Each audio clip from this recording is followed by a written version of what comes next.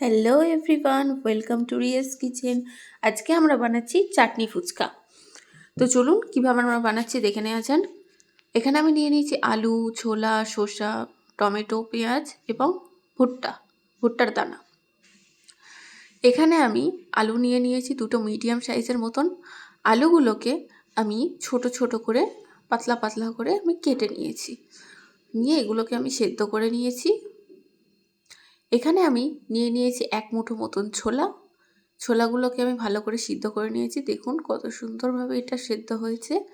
এখানে আমি একটা শসার হাফ নিয়ে নিয়েছি, কারণ শসার চাটনি ফুচকা ততটা বেশি ভালো লাগে না। এখানে আমি একটি টমেটো, একটি পেঁয়াজ নিয়ে নিয়েছি, আর এখানে অল্প করে কর্ন নিয়ে নিয়েছি বা ভুট্টার দানা নিয়ে নিয়েছি। এখানে আমি নিয়ে নিয়েছি কিষানের সুইট অ্যান্ড স্পাইসি সস, আর নিয়ে নিয়েছি ভিভার ইমলি সস।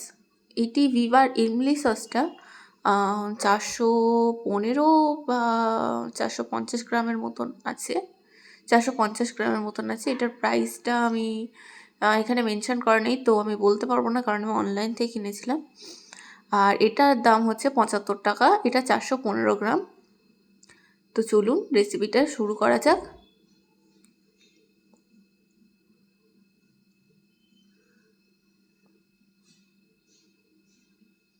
এখানে আমি গ্যাসটি অন করে নিয়েছি।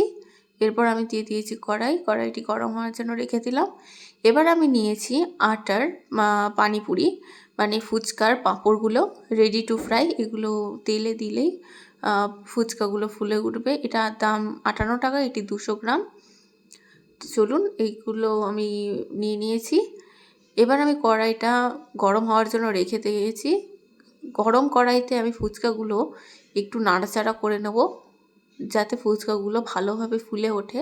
আপনাদের জন্য একটি টিপস দিয়ে দিচ্ছি, যখন পাঁপড় বা এই জাতীয় কিছু জিনিস আপনারা ভাজবেন, তো ডাইরেক্ট তেলে না দিয়ে তার আগে একটু আপনারা শুকনো কড়াই হালকা করে 1 মিনিটের জন্য একটু ভেজে নেবেন। ভেজে নেওয়ার পর একটু নাড়াচাড়া মতন করে নেবেন। করে নেওয়ার পর এগুলো তারপর আপনারা তেলে দেবেন, দেখবেন এগুলো খুব সুন্দরভাবে ফুলবে।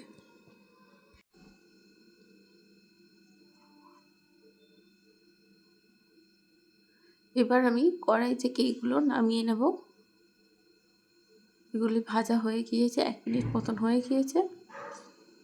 এবার আমি দিয়ে দিচ্ছি কড়াইতে সাদা তেল। এখানে একটু বেশি পরিমাণ সাদা তেল আপনারা ব্যবহার করবেন।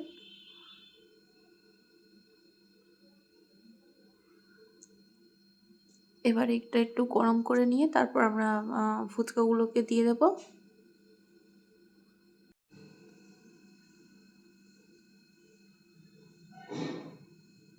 এই যে তেলটা একদম পারফেক্ট আছে, যে পাপড়িগুলো ফুলে আছে দেখুন কি সুন্দরভাবে।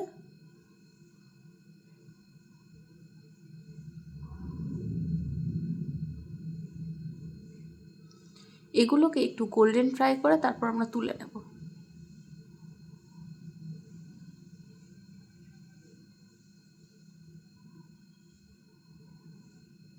এই যে গোল্ডেন হয়ে গিয়েছে, এবার আমরা এগুলোকে তুলে নিচ্ছি।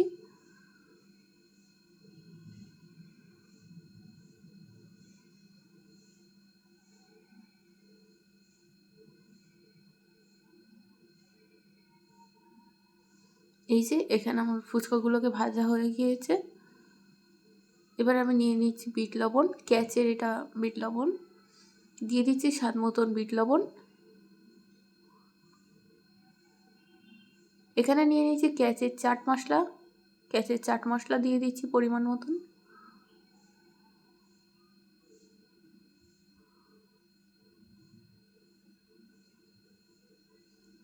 এখানে আমি দিয়েছি 1 চামচের মতো ধনে গুঁড়ো এবং 1 চামচের মতন জিরে গুঁড়ো। এগুলো আমার দেখানো হয়নি, স্কিপ করে গিয়েছি আমি। এবার এইগুলোকে ভালো করে মিশিয়ে নিচ্ছি আমি। ছোলাগুলোকে একটু চেষ্টা করবেন ভালোভাবে চটকে দেওয়ার, তাহলে খাওয়ার সময় গালে বাঁধবে না।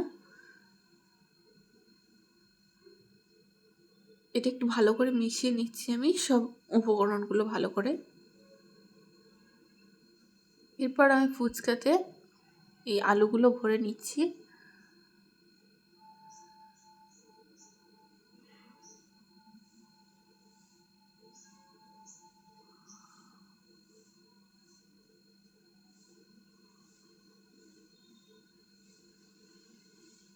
এইভাবে আমি সব ফুচকাগুলোকে রেডি করে নেব।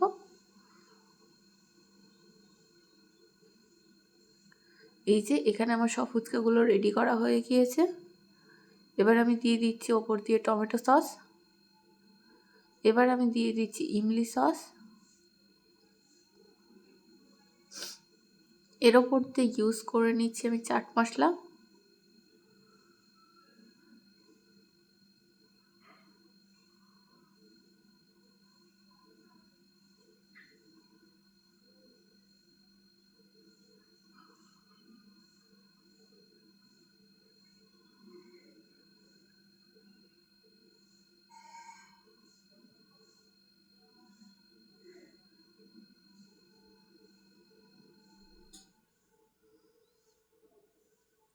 এরপর এতে আমি দিয়ে নিয়েছিলাম বিট লবণ, কিন্তু সেটা আমার অ্যাড করা হয়নি, দেখানোও হয়নি। তো চলুন আপনারাও বাড়িতে বানান, কেমন হয়েছে আপনারাও জানান। প্লিজ আমাদের চ্যানেলটিকে সাবস্ক্রাইব করবেন এবং অল নোটিফিকেশান বাটনটি অন করে রাখবেন। আর কে কে বাড়িতে ট্রাই করলেন অবশ্যই আমাকে জানাবেন। তো চলে আসছি নতুন কোনো এক ভিডিওতে। বাই।